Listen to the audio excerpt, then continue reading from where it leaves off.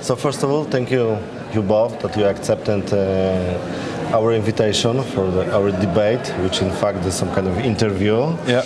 And of course you were not to be prepared for this, so you don't know the questions. So that's why thanks again that you are brave enough to deal with my tricky questions. Hopefully we didn't have a choice. So.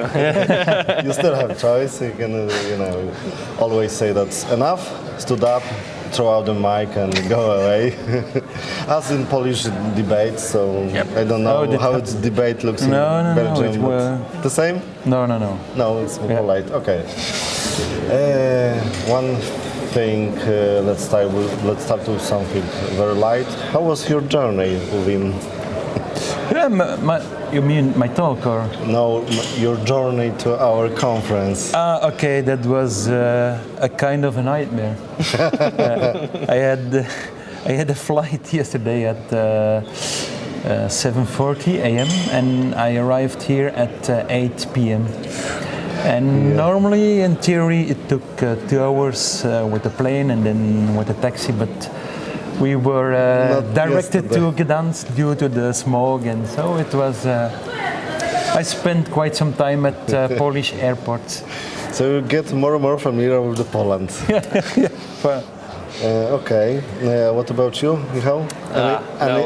No adventures, nothing like that. So we just went. But Fog still invited you. Yeah, the Fog was there. So yeah, it was kind of adventures on the road, but no surprises there. So. I think the Fog will be some kind of watermark of this edition of TestWarez because it's impacted our guests from abroad, even impacted us. So it's very, very nice. Do you know, Wim, that the iceberg, it's a symbol of one of the conference which took place in Poland on Tuesday in this week? No. Yeah. There's a conference called TestDive, and in this year they figure out to use the iceberg to show how complex testing it is. And this concept that is very, few is outside of the surface of the of the sea, and there's much difficulties below the sea. So they picked my ID. Exactly. I need to contact. I have with to them. ask for royalties. Exactly. Maybe they was in the Belgium and they see your presentation. Maybe you have to check it. But when you started, could you tell us something about your country, your company? Is there any local meetups, that kind of stuff? Yeah. So I'm working for CTG. So we are a services company based in the US, but in Belgium we have a quite big testing department with 200 consultants, which for the Belgian market is quite huge. So if you look to the Belgian testing market, it's there already for more than 20 years. Mm-hmm. And today we can say that in level of maturity, customers, they are convinced, okay, we need to put money in testing. So that's not a question anymore. And now they are looking more into the new hypes like DevOps, agile transformations, all this kind of stuff to increase efficiency, to gain money and automating things. Mm-hmm. So that's in terms of local meetups. So besides CTG, you have other companies. So the market is quite spread amongst several companies. Knowing that we have a Flemish part and a French part, and it's my impression that in the Flemish part testing is more evolved than in the French part. I think there is still things to do, but so still opportunity to grow on that French part. To grow. So that's you probably don't know, but Michał is a presentation of the oldest Polish meetup. They now you are presenting, but you originally not founded this. But could you tell something about more? About our meetups. So yeah, I'm from Poznań. I work at Cognified, and in Poznań, my boss, who set up the whole department in our company, the QA department, they have been, I don't know for how many years right now. What, like stop counting. Yeah, exactly. But they have founded the very first meetup, like testing meetup in Poland, and it began from there. That basically now every city in Poland and even smaller ones are starting their own local meetups. Yeah. So there is a map somewhere, right, over in the foyer. Yeah. Map. So we have like dozens of different communities, local ones, that they are hosting their own events and. In the last year, they have even in Poznań, it's called Poznań Testing and Quality Group, Ptaku, as a bird. They have launched their own conference because it got so popular that it's a great also opportunity to first speak there, and then as a basically starting point in a speaker's career, people are using this as an opportunity to test their talks and then go to a bigger conferences like this. In those meetups, they are representing testers from different companies? Yeah, exactly. Because when they were co-founding this particular meetup, they were from different companies. So it's now like 5 guys. Yeah, I think so. So Bruno if joined, they started with the same company, now they're working in different companies. Exactly. So yeah, so this is like a round robin basically throughout all the companies, and people are eager to invite because then they can show their office, try to fight for better engineers, and actually use this as a sort of promotion of their company. So yeah, that's very interesting because in Belgium we had this kind of meetups in the beginning, so in the late 90s, where testing was sold as a separate service. And then you had the meetups where all competitors were attending sessions. And that initiative died. And that's a little bit a pity when I compare, for example, in the Netherlands you have the testnet, which is kind of similar meetup idea, gathering all testers, no matter the company you are working for. And that's, personally I find it a pity that this idea died in Belgium, and I think that in Belgium we are still a little bit in the idea, if I go there and I will explain my ID, my competitor, will pick my ID and will go to the customer and sell it. And big competitive market. Yeah, and that's. How long those meetups survive in Belgium? Whether it was that they stopped recently by the 1 year, or it was a process that. Yeah, it was. I think the last time the meetup was done was, I think, 3 or 4 years ago, and even in the end, I think only 5-6 people showed up in the meetings, and that's really a pity, because I think that by doing those meetups that you can share, you can pick good ideas. It's like here at the conference, because you bring kind of problem to solve and discuss with the also experienced guys. Also see what's happening in the other companies. So it's actually really inspiring to sometimes discuss an idea or problem that you have, and maybe someone else will solve it for you, right? Yeah, and I think as we speak, that the Belgian testing market is in good business shape. So the market is big enough to give every company his part of the market. So there is no reason to think, I will just keep it for me, because then I will lose part of the market. Customer or something like this. But Michał, it's not enough. The meetup is only a small part of your activities.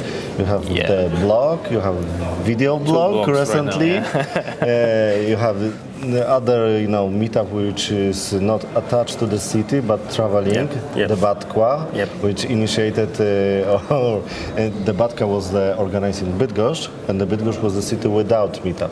They proposed their way of doing the meetups, and it was, the first meeting when the local Bydgoszcz meetup was originally founded.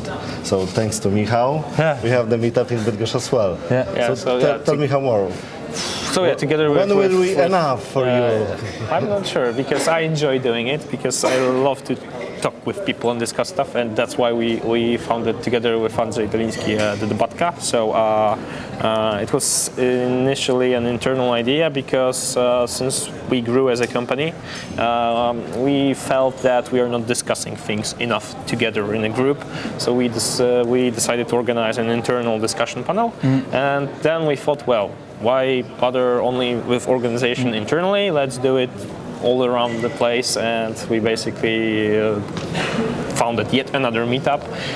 So yeah, we were in Bydgoszcz, we were in Poznań many times. Now we are thinking about moving somewhere else, so we want to do some sort of tour, but then we need to find some time and actually align our schedules together to go on the road. So I had my own blog, but then I had too many stuff to do and stopped working on it very often. Now I have another blog together with Michał Ślęzak. We are having basically project, because it's more than a blog.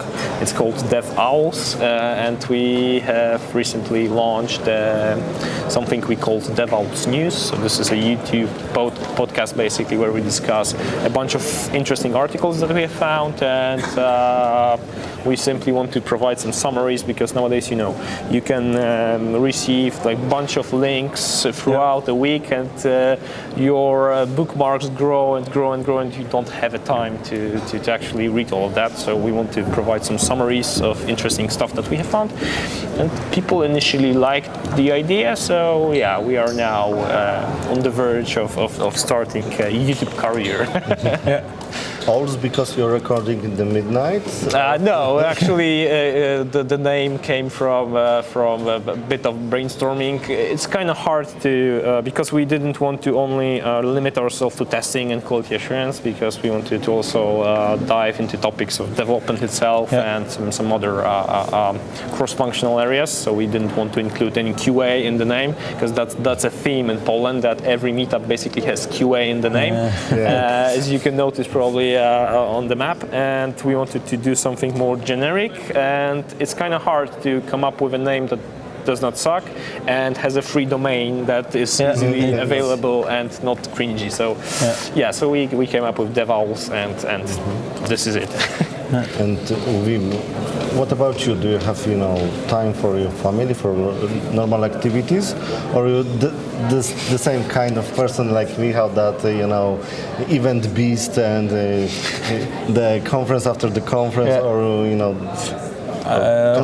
let me say I try to combine both, but I like to go to and to speak at conferences, because it's for me good exercise to think about ideas, to be creative, to think, and even because in the testing domain there are so many topics. And I try always in my speech to look to common things, but from a different perspective, so that even people in the room that are with a long tradition in testing, that they know what you are telling, I'm familiar with, but the angle you are looking to that's quite interesting, and that's where I, like you, try not only look to testing, but look to, for example, ITIL, which is a framework, a process framework more in the operations side, and to see, for example, which principles can we use from ITIL in testing and setting up test center of excellence, to use same processes like a change board. And I think today from QA testing, you need to look broader because it becomes one big glue, and it's difficult to split. Testing QA start here, and in here it's So I guess the Marcus speech on the very beginning of this conference was something that you enjoyed. Shifting left, right, and all that stuff.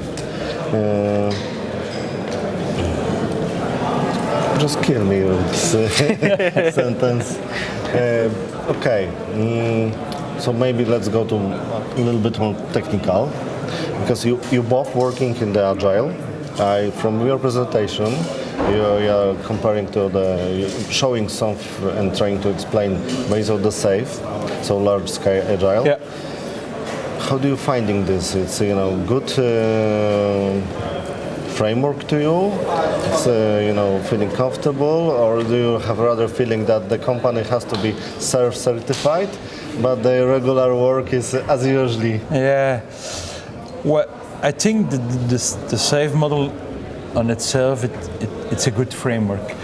But what I saw recently an implementation in one company, and they went too fast. So they picked up these ideas, the famous Spotify model, the squad to tribe ideas, and they just wanted to go too fast, and from day one to another day they say, okay, you are in squad A, you are in squad B, you are in squad C, we will hire some coaches, and go on. And I think that because it has such a big impact, because scale is meant to be really company-wide, not only your IT, but business-wise, maybe even your HR department can be working that model.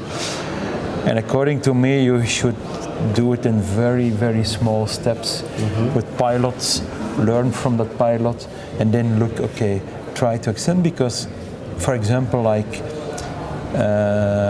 in some areas, like if you are working in a mainframe environment, just to the specifics of mainframe, you cannot just cut mainframe in small microservices, bits of pieces, and to say this is for this squad, this is for this squad. So and that's a constraint you need to take into account. Otherwise,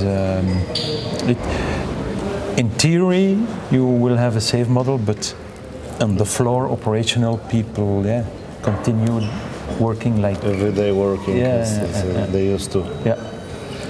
Michał, I know that your company, because I know from, I guess, 2 years ago, there was Bruno with his speech on TestWarez, and the subject of the speech was large scale of the Agile, when they have the team bigger than a regular Scrum is recommended.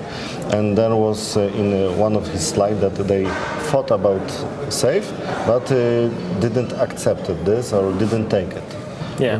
What do you think? Whether it's your model is different, it's better fitting to your organization? I'm not really fan recently of any models, because what organizations tend to do with those models is basically, we have a solution for all the problems, let's take it and apply it. They don't think about, is it actually something that is going to solve our problems? Do we have all the prerequisites in place in the first place to simply take it and think that something will be solving their needs for themselves? They don't need to do anything. They're going to hire a consultant, get certified, and we are now agile. And since we are working with a lot of big enterprise companies, they want to go to that certain point, right? They're thinking about DevOps and moving even forward with all that, but they don't have something that the Agile community is talking about, the agility, right? So it's not about using SAFe, Scrum, or Kanban, or any other framework. That's defined more or less, but it's about building this agility and building it again through the whole company, just as you mentioned, because it's not only about the development team, because the development team can be agile, but it's still operating within the constraints of the business. And if business is still in the old ways of thinking, it's usually a certain failure at some point. Because, for example, we had some teams, we even worked like that we were, from the technical perspective, aiming for a continuous delivery approach, right? But then we flooded the business stakeholders with features that they were not able to accept because they were used to doing some stuff in iterations like once a month maybe, and now they are receiving every day some stuff that they need to review. And the calendars were, full from the very beginning of the day till the very end, and they didn't have the capabilities to actually process all that. So that's the problem that I think most of the organizations have, that they don't start with the agility from the very top. They expect that they will tell those folks all around the organization to be agile, and they're gonna solve it, right? And they're not doing anything on the C-level, for example, about that. And the crucial thing in all this model implementations is change management. Yep. And that's often the hardest part of, and often the most underestimated part. I would be happy to invite somebody that will prepare talk how to change management. Believe me, this is exactly as you mentioned. Yeah. And often with this transformation, there is not a clear goal. What are we actually trying to fix? So people are just going with it, and we are not sure if that was a good change or a bad change. This was a change, right? And everyone's just doing the goal some. is we have to have implemented Safe or Scrum or whatever. This is the goal. But we're missing the point which should be supposed to be on the... Is it better? Well, we don't know. We don't do some stuff differently, and that's it. So. And I think it's all about explaining to the business what is the value of it. Yeah. And as long as you don't have clear goals about what brings it in for the business, the value, and you don't have to just do change for the change because it's a hype, because it's trendy. You have your walls full with certifications. With the post-its. No, you really have to think clear and define what do we opt as value, how will we measure it. And while you do this kind of implementation, report back to what you aim to obtain. But as a consultant, it's not better to have full wall of all certificate and be agile Scrum the trainer. It's not makes business easy finding the customer. It's not something that the customer expecting from you as a consultant. Yes, but define. You can bring ideas on the table. What could be the aim, but in the end it depends from organization to organization, and you have to listen and to ask the business. How can we from IT and broad, and then from QA? How can we bring you or improve the value to you? And based on that input, then you can take, based with the models, what does it mean? Maybe it has no sense just to implement the whole model, but maybe pick some elements of it and start with that. And then by doing those little steps. They're expecting from you to be creative, to choose the best solution, and they kind of advise them. Yeah. Okay. Michał, do you think that in Poland we are advanced or grow enough to have some group of consultancy working in Poland, not for the company from outside of the Poland? and still be able to survive from the money they earn from this work? Well, it's Polish. I think Polish market is a bit specific. We don't have many like Polish-based product companies that we are creating something here, right? Most of IT companies, I think, are software houses working for someone else. So it's always some sort of outsourced work. And very often we don't have the necessary impact because we are always the outsiders implementing some tasks for someone else, and that's a natural thing, right?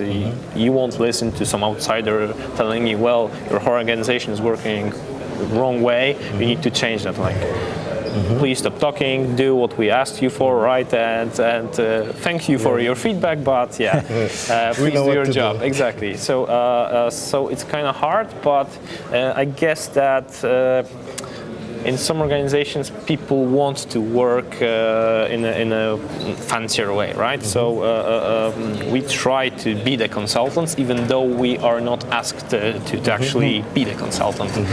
So this is something that I have noticed, for example, in our case, in our company, that we very often did some additional extra stuff that no one actually asked for.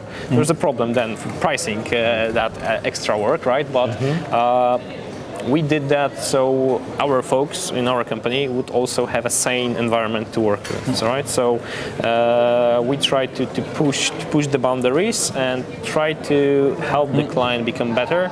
But the bigger the organization you are working with, the harder it is. And at some point you need to accept that you're not going to have a huge impact, but you made a small improvement, and in their context, this is like mind-blowing change that wow, we can actually work faster. So maybe you won't be doing, for example, 10 deployments per day, but if they had like twice like release twice a year, and now you are releasing every week or month, you made a huge improvement, right? So it's kind of about accepting the environment that you're working with, and it's a bit hard with some folks experiencing all the conferences talks, right, and reading about how Google does the stuff, how Spotify works, and things like that. So they aim for the stars, but what they are actually working with is a bit less ambitious, but still challenging, right? So it's kind of about accepting that fact, I think, and we are kind of getting better and better about it. But for me, I think one of the biggest pitfalls with the squad idea is that everyone is looking to Google and to the Netflix and the Spotify. It's a famous name. But they forgot that the business is totally different from what Google doing and Netflix and their business model. And first of all, if it's not mapping with your business, then if you just try to copy paste frameworks.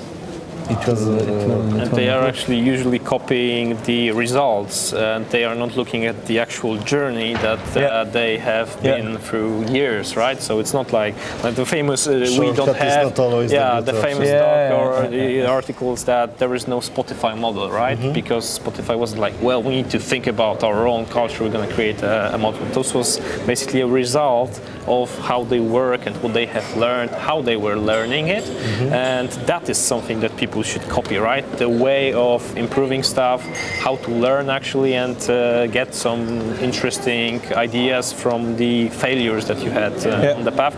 Not just copy paste the result. All right, this is something that is going to work because it worked in their company, right? And then maybe usually it's a bit different result. It would be a good idea to invite speakers from those famous stars to talk about their journey and to explain, okay, what are the failures, what went wrong, what did they over and over, just to make people aware, okay, it isn't, maybe it seems now that this kind of way of working is easy peasy, but it isn't. It wasn't. And it took them years and years and iterations and many iterations, and that's often not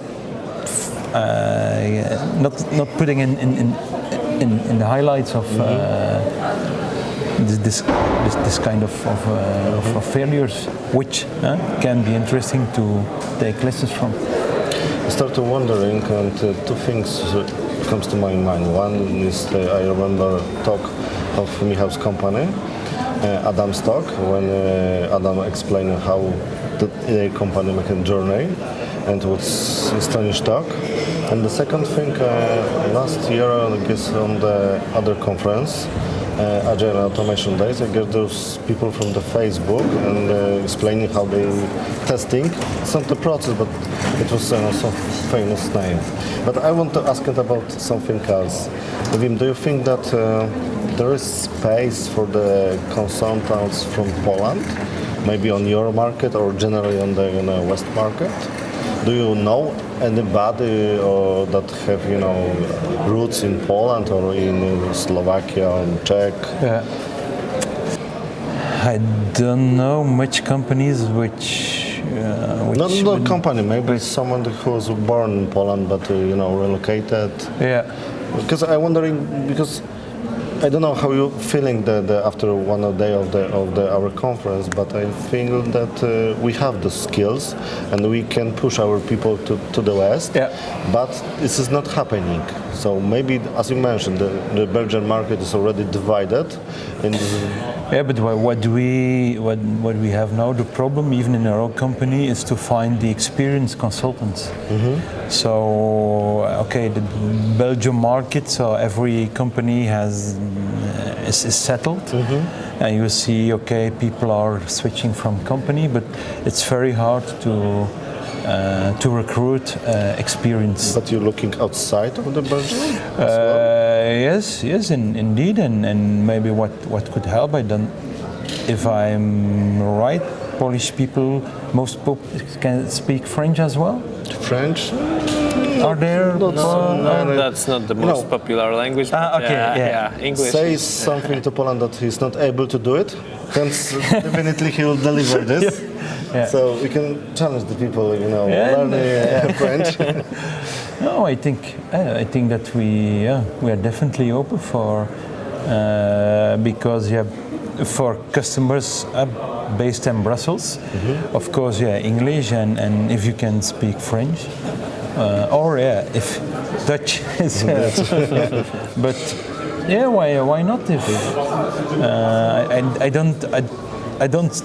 For me, in fact, nationality may not decide if you hire a consultant, yes or no. You have to look to the skills. But maybe customer expecting that rather, somebody that is, one of them, let's say, not feel comfortable.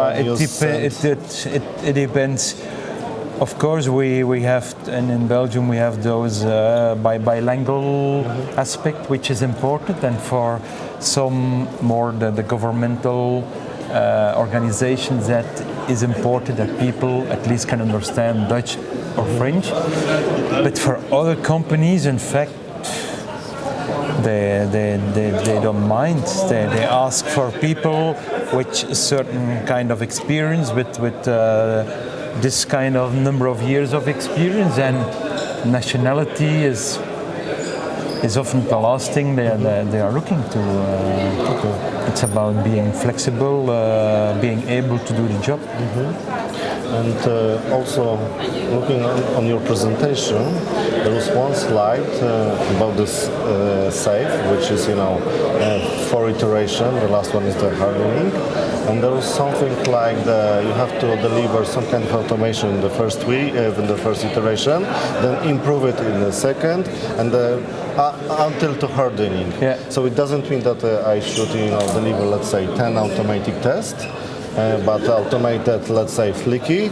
In the second iteration, fix it, or in the second iteration, I should add additional 10. How to understand this slide? Yeah. So the slide was explaining that for performance testing, often you see, I call it performance testing is the ugly kid of the class. Whatever methodology, if you do waterfall, agile, we don't want to think about performance testing because it's technical, it's complex, so we put it in the corner. Mm-hmm. And this slide was saying, and typically, if performance testing happens already in an agile way, projects wait until that hardening sprint phase. And I thought, okay, you have to start really from your first sprint on API level, just a small web service. And then in the second sprint, repeat the same work, but then maybe you can make already an integration with another service. And then do the small things, and that's another mistake that people think, yeah, performance testing, I need to do it with the big bunch of 1,000 users. No.